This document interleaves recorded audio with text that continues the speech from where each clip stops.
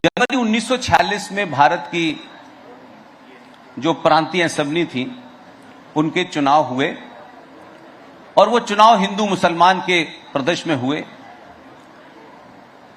कोई 1585 सीटें थीं, उसमें से 492 सीटें मुसलमानों के लिए रिजर्व थी। मुस्लिम लीग का नारा था हर कीमत पे लेंगे पाकिस्तान, मर मर लेंगे पाकिस्तान, और कांग्रेस पार्टी का नारा था भारत के लिए।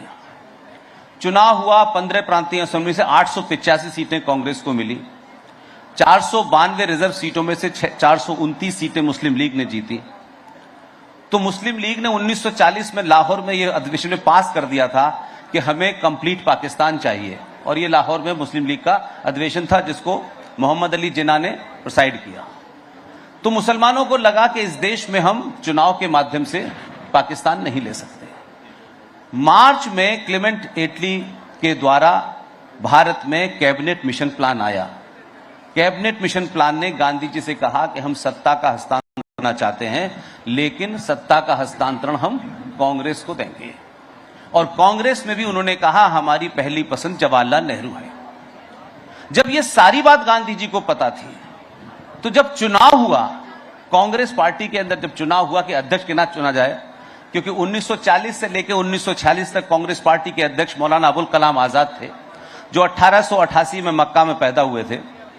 तो नया चुनाव होना था, उन्होंने इस्तीफा दे दिया। तो आप सोचिए कि उस वक्त के कांग्रेस के लोग, वो शायद नेहरू जी को हमसे बेहतर जानते होंगे, हम तो नहीं जानते उनको उतना। चुनाव हुआ, कांग्रेस पार्टी के नेक्स्ट जब ट्रांसफर ऑफ पावर होगा तो प्रधानमंत्री बनाया जाए। तो कांग्रेसियों ने जब नाम मांगे गए चुनाव के लिए, तो कांग्रेस पार्टी ने नेहरू जी का नाम अध्यक्ष पद के लिए एज ए उम्मीदवार नहीं चुना। वो उम्मीदवार ही नहीं थे। तब गांधी जी ने CWC में जाकर के कहा कि मेरी पहली पसंद नेहरू है। और देखिए, मैं फिर कहता हूं कि आज के ये जो कांग्रेस वाले नजर आते हैं, मेरा कोई पार्टी से मतलब नहीं है, उस वक्त के कांग्रेसियों को देखिए कि 15 प्रांतीय असेंबलियों से 15 वोट पड़े। और कैसे कांग्रेसी होंगे कि पहले तो वो नेहरू को जानते हुए उन्होंने समझा होगा कि शायद ही इज नॉट फिट, तो उम्मीदवार नहीं बनाया।